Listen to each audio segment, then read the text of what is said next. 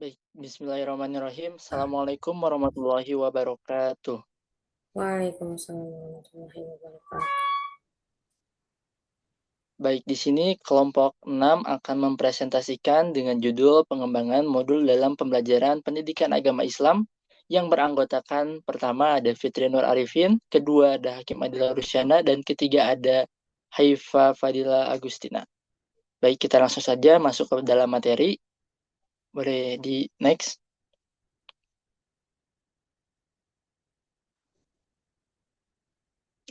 Baik, poin pembahasan pertama itu akan dijelaskan oleh saya sendiri mengenai pengertian modul pembelajaran.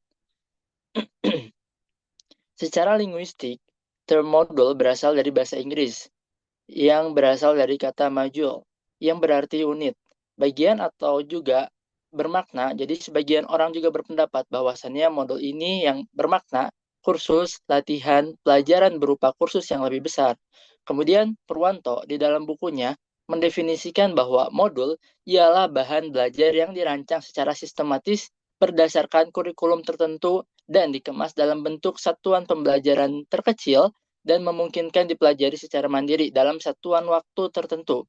Jadi, yang dimaksud dari sini adalah bahwasannya siswa itu dapat mempelajari pelajarannya masing-masing di rumah. Tidak harus ada guru. Tapi di sini dapat disimpulkan bahwasannya ketika misalnya siswa itu belajar sendiri di rumah, alangkah baiknya kita sebagai seorang guru itu memberitahu ketika ada sesuatu yang tidak dipahami atau dikurang mengerti, siswa dapat mempertanyakan kembali ini kepada gurunya. Boleh langsung di next. Kemudian pembahasan materi yang selanjutnya itu akan dibahas oleh saudari Haifa. Kepadanya dipersilahkan. Baik, terima kasih kepada moderator yang telah memberikan kesempatan kepada saya untuk menyampaikan materi mengenai karakteristik modul pembelajaran PAI. Nah, modul PAI ini dirancang untuk mendukung pembelajaran mandiri dan terpadu secara efektif. Nah, dengan struktur terorganisasi, modul ini itu mencakup tujuan pembelajaran, kemudian sistematis materi, kemudian panduan belajar, serta evaluasi. Nah, hal ini itu mendorong kemandirian siswa sesuai dengan prinsip pembelajaran abad ke-21. Nah, modul ini juga berorientasi pada eh, kurikulum 2013 dan Merdeka Belajar, mencakup kompetensi kognitif, kemudian afektif, dan psikomotorik. Tujuannya tidak hanya menambah pengetahuan agama, tetapi juga membangun sikap keagamaan seperti kejujuran dan tanggung jawab. Dengan pendekatan kontekstual, modul ini mengajarkan nilai Islam dengan kehidupan sehari-hari, sehingga pembelajaran ini lebih relevan. Nah, elemen visual dan aktivitas interaktif seperti refleksi dan studi kasus membuat modul lebih menarik dan memotivasi siswa untuk belajar. Nah, terakhir, evaluasi formatif dan sumatif dalam modul itu memastikan siswa itu dapat memahami materi secara menyeluruh. Sekian yang bisa saya sampaikan. Saya kembalikan lagi kepada moderator. Baik, terima kasih kepada saudari Haifa yang telah memaparkan materinya. Kita lanjutkan kepada pemaparan materi yang selanjutnya yang akan disampaikan oleh saudari Fitri Nur Arifin. Kepadanya dipersilakan.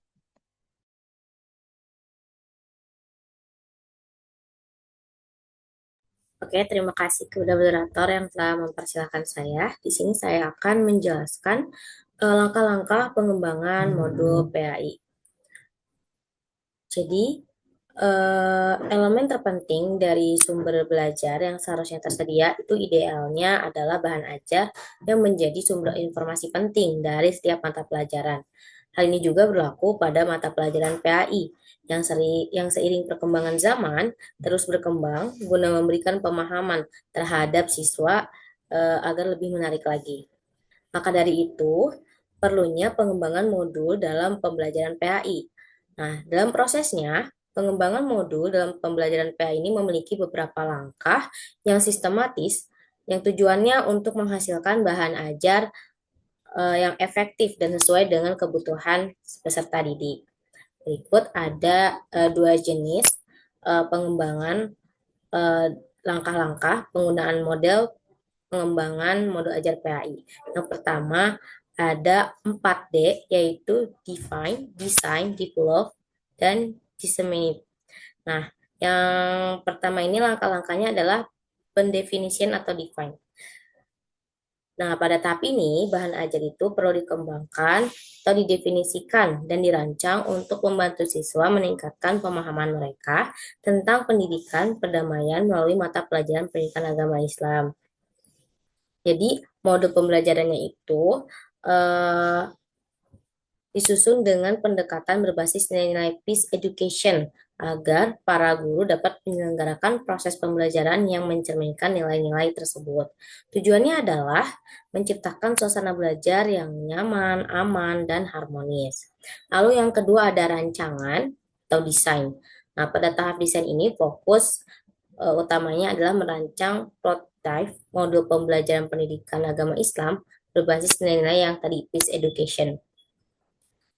Nah, modul ini kan dirancang sebagai alat bantu pembelajaran yang nantinya untuk mendukung pencapaian tujuan pendidikan agama Islam berbasis perdamaian. Dalam tahap perancangan ini, si modul itu dilakukan secara mendetail dengan mempertimbangkan rencana pembahasan yang relevan dan efektif untuk kebutuhan peserta didik. Lalu yang ketiga ada pengembangan atau develop. Nah, di tahap ini tujuannya itu untuk menghasilkan modul pembelajaran yang telah dirancang tadi. Prosesnya ini melibatkan dua langkah utama. Yang pertama adalah penilaian dari para ahli, lalu yang kedua adalah revisi berdasarkan masukan ahli dan hasil uji coba. Lalu yang selanjutnya adalah penyebaran atau disseminate. Nah, tahap ini tuh belum terlaksana dalam proses pengembangan, namun harapannya adalah modul yang telah dikembangkan dapat digunakan secara lebih luas. Seperti itu. Lalu ada jenis langkah yang kedua, yaitu model pengembangan ADIE, Analysis, Design, Development, Implementation, and Evaluation. Nah, kalau di sini pengembangan modul pembelajarannya itu dimulai dengan analisis dulu kebutuhan. Jadi kita analisis dulu nih kebutuhan siswa itu cenderung apa saja yang harus dibutuhkan. Lalu setelah analisis kebutuhan, pendidik itu mengidentifikasi kebutuhan siswa dengan memahami kompetensi yang harus dicapai sesuai kurikulum, terus bisa juga lewat kesulitan belajar siswanya, dan lain sebagainya. Lalu langkah berikutnya itu merumuskan tujuan pembelajarannya. Nah, tujuan ini tuh mencakup aspek kognitif, afektif, dan psikomotorik. Nah, setelah ditetapkan nih tujuannya, lalu pendidik itu menyusun kerangka modul sebagai panduan struktur isi. Nah, kerangka itu mencakup topik-topik utama yang disusun secara sistematis, mulai dari pendahuluan, tujuan, pembelajaran, materi inti, hingga evaluasi dan rangkuman. Nah, aktivitas pembelajaran itu menjadi bagian penting dalam modul untuk mendorong keterlibatan siswa secara aktif. Aktivitas ini juga bisa berupa diskusi kelompok, pemecahan masalah, permainan edukatif, dan studi kasus yang relevan dengan kehidupan sehari-hari. Dan tahap selanjutnya adalah penyusunan alat evaluasinya ini yang bertujuan untuk mengukur sejauh mana pemahaman peserta didik terhadap pembelajaran yang nantinya akan dipelajari. Seperti itu. Baik, sekian dari saya. Saya kembalikan kepada moderator.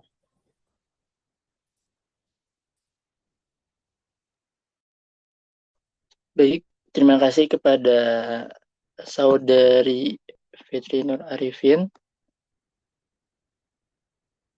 Sepertinya pembahasan selanjutnya juga akan disampaikan oleh Saudari Fitri ya. Kepadanya saya kembalikan.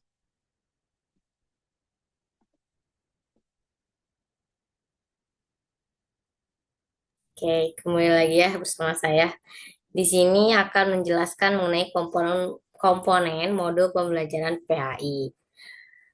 Jadi di modul pembelajaran PAI ini terdiri dari beberapa komponen yang dirancang untuk memfasilitasi proses belajar siswa secara efektif. Nah, berikut adalah beberapa komponen utama atau umumnya yang terdapat dalam modul PAI. Yang pertama itu ada buku petunjuk siswa. Nah, buku ini tuh memberikan panduan kepada siswa mengenai eh, tentang cara menggunakan modul, termasuk tujuan pembelajaran dan lain sebagainya. Lalu yang kedua ada materi pelajaran. Nah, ini tuh inti dari modul ya, pasti harus ada materi pembelajaran, termasuk dari teori, konsep, dan informasi penting yang harus dipahami oleh siswa. Lalu yang ketiga ada buku kerja siswa. Nah, buku kerja siswa ini berisi latihan-latihan soal atau tugas dan aktivitas yang dirancang untuk membantu siswa menerapkan pengetahuan yang telah dipelajari. Lalu yang keempat ada evaluasi. Nah, ini menjadi alat ukur gitu ya untuk siswa mengenai pemahamannya, bisa berupa kuis, tes, atau penilaian lainnya. Lalu yang kelima ada panduan untuk tutor. Nah, modul juga biasanya dilengkapi dengan panduan bagi guru atau tutor untuk membantu mereka dalam mengajar atau mendampingi siswa selama proses pembelajaran. Lalu yang keenam ada peta konsep. Nah, peta konsep ini membantu siswa memahami hubungan antar berbagai konsep dalam materi PAI sehingga mereka dapat memahami gitu ya konsep yang akan dipelajari. Lalu yang ketujuh ada glosarium. Nah, glosarium ini berisi istilah-istilah yang digunakan di dalam modul beserta definisinya. Biasanya kata-kata ilmiah atau kata yang perlu penjelasan lebih. Nah, tujuannya apa? Membantu siswa untuk memahami terminologi yang mungkin baru bagi mereka. Dan yang kedelapan, daftar pustaka. Nah, menyediakan referensi atau sumber tambahan yang dapat digunakan siswa untuk memperdalam pemahaman PAI. Seperti itu. Oke, sekian dari saya kembalikan kepada moderator. Oke, baik. Terima kasih kepada Saudari Fitri Nur Arifin yang telah memaparkan materinya. Pemaparan materi yang selanjutnya akan dipaparkan oleh Saudari Haifa. Kepadanya dipersilahkan.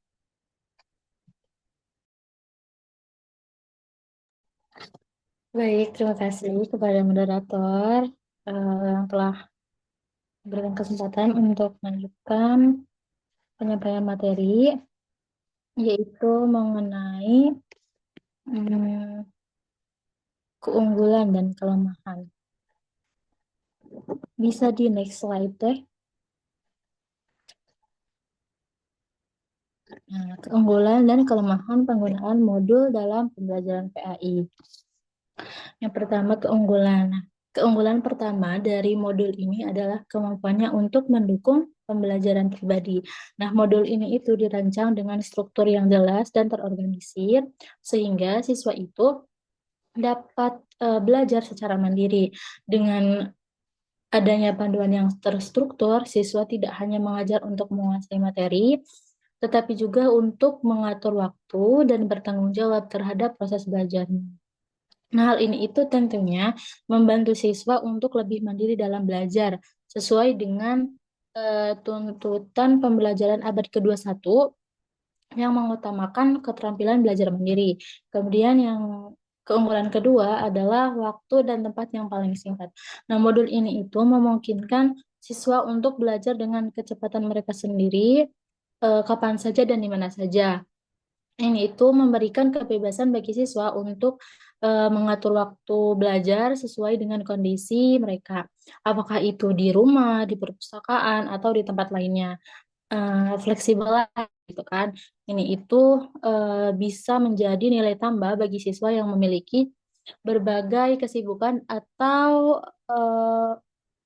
preferensi belajar yang berbeda.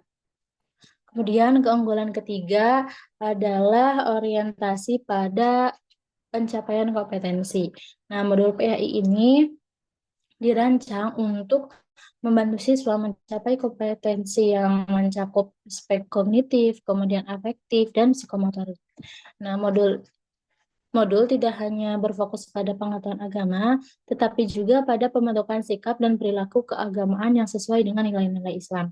Oleh karena itu, selain memahami materi agama, siswa juga diajarkan untuk menginternalisasi nilai-nilai seperti kejujuran, kedisiplinan, dan tanggung jawab dalam kehidupan sehari-hari. Kemudian keunggulan keempat adalah penyajian materi yang menarik. Nah, modul ini menggunakan elemen visual seperti gambar, kemudian grafik, dan ilustrasi yang menarik untuk memperkaya materi pelajaran. Selain itu, aktivitas interaktif seperti latihan soal, kemudian refleksi, dan studi kasus juga disertakan untuk membuat siswa itu lebih aktif dalam proses pembelajaran. Dengan cara ini, modul ini tidak hanya sekedar memberikan materi, tetapi juga membuat proses belajar mandiri lebih menyenangkan dan memotivasi siswa untuk terus berpartisipasi. Kemudian keunggulan yang terakhir adalah modul sebagai sumber belajar yang diselenggarakan dengan baik. Nah, semua komponen penting dalam modul, mulai dari tujuan pembelajaran, kemudian materi, hingga evaluasi, itu disusun dalam satu paket yang terstruktur. Nah, ini juga memudahkan siswa untuk memahami dan mengikuti pembelajaran dengan lebih sistematis, sehingga mereka itu dapat fokus pada pencapaian tujuan pembelajaran. Namun, di balik kelebihan yang tadi telah disebutkan, modul pembelajaran PAI juga memiliki beberapa kelemahan yang perlu diperhatikan. Salah satunya adalah interaksi langsung dengan guru. Siswa yang belajar dengan modul ini tidak mendapatkan bimbingan langsung dari guru. Hal ini bisa menjadi kendala, terutama dalam pembahasan topik-topik yang memerlukan penjelasan lebih mendalam atau penerapan nilai-nilai agama yang harus dipahami secara kontekstual. Kelemahan yang kedua adalah keterbatasan kemampuan belajar mandiri. Tidak semua siswa memiliki motivasi dan disiplin yang cukup untuk belajar secara mandiri. Dan beberapa siswa mungkin merasa kesulitan untuk tetap fokus atau melanjutkan pembelajaran tanpa bimbingan langsung yang bisa menghambat keberhasilan pembelajaran.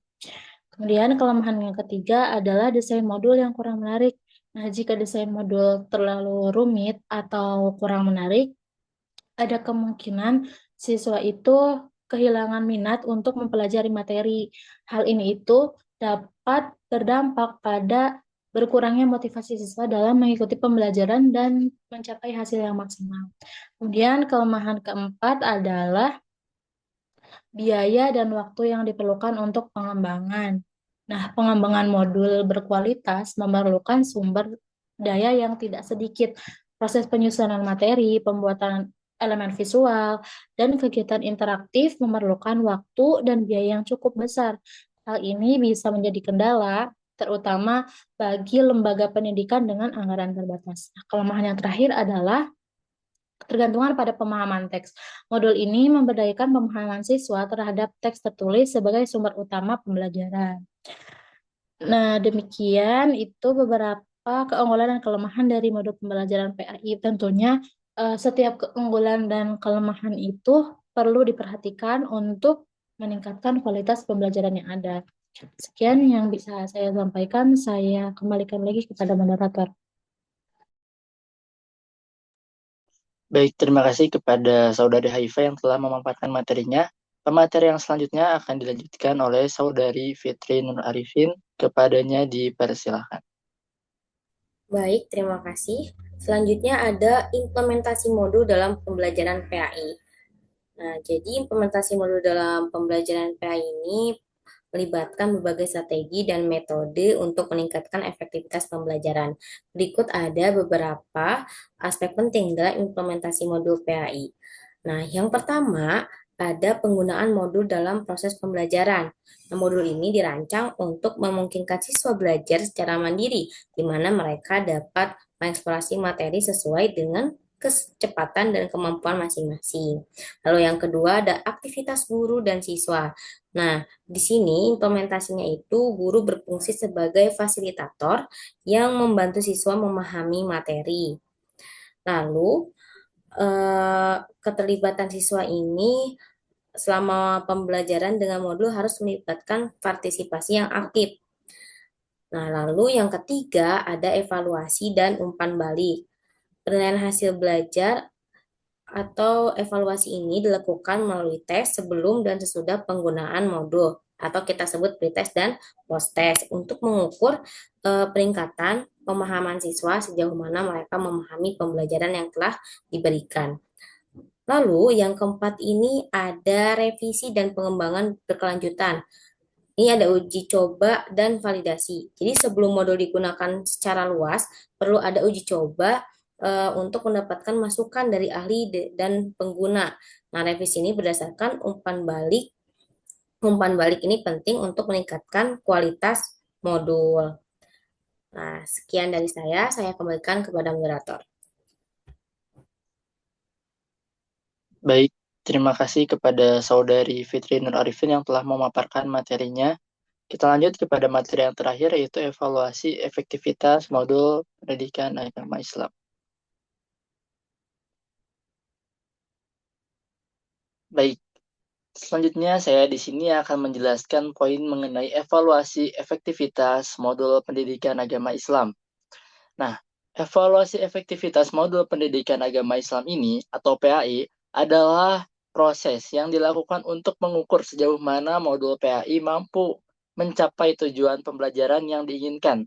Evaluasi ini bertujuan untuk mengetahui seberapa baik modul tersebut dalam membantu siswa memahami materi ajar, mengembangkan keterampilan, dan memperkuat nilai-nilai keagamaan yang diajarkan dalam pendidikan agama Islam.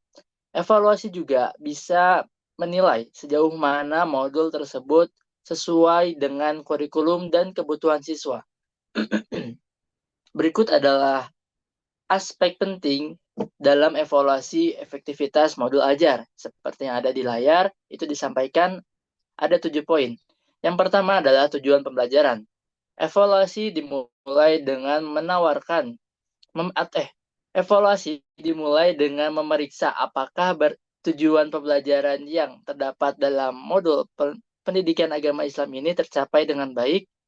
Tujuan ini biasanya terkait penguatan pemahaman agama, pengembangan moral dan karakter, serta keterangan praktis dalam menjalankan ajaran agama Islam. Kemudian yang kedua, ada konten dan materi. Evaluasi efektivitas modul juga melibatkan analisis konten yang ada di dalam modul. Materi harus relevan, akurat, dan sesuai dengan kurikulum pendidikan agama Islam yang berlaku. Selain itu, konten modul juga harus sesuai dengan tingkat pemahaman dan usia siswanya.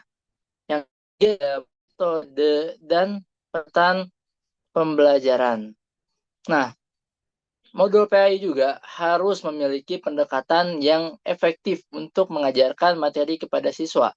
Ini bisa mencakup metode ceramah, diskusi, latihan praktik, studi kasus, atau penggunaan pembelajaran lainnya. Misalnya seperti video, menggunakan aplikasi, atau alat peraga.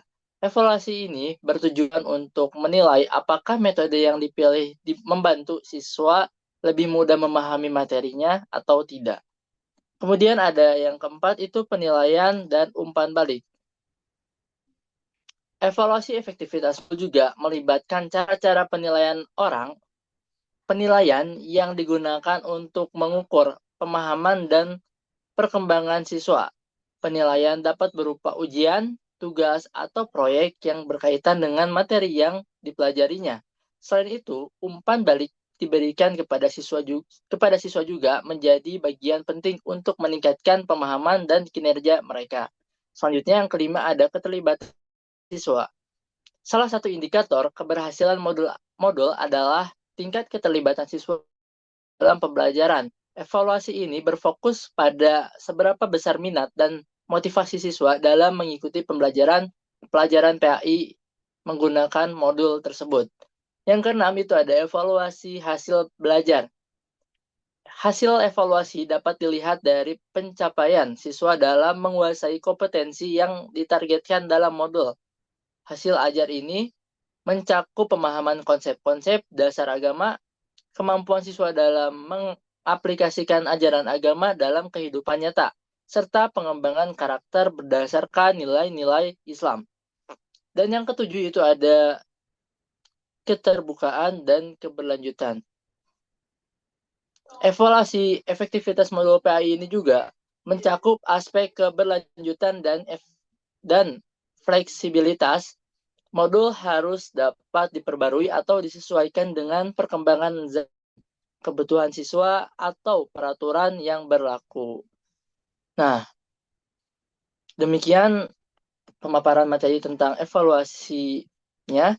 Di sini saya akan menambahkan sedikit mengenai pengertian modul pembelajaran. Nah, saya di sini akan menyimpulkan sedikit bahwasannya jadi modul merupakan bahan ajar yang disusun secara sistematis dengan bahasa yang mudah dipahami agar mereka dapat belajar mandiri di rumah. Modul ini pada hakikatnya merupakan media yang dapat disusun dan dipergunakan untuk keperluan pembelajaran konvensional dari keperluan pembelajaran mandiri. Secara singkat, modul dapat diartikan sebagai unit terkecil bahan pelajaran yang memuat suatu konsep secara terpisah dan bagian lain tanpa mengurangi makna. Mungkin demikian presentasi yang dapat kami sampaikan. Mohon maaf bila ada kesalahan dan kekurangan. Assalamualaikum warahmatullahi wabarakatuh.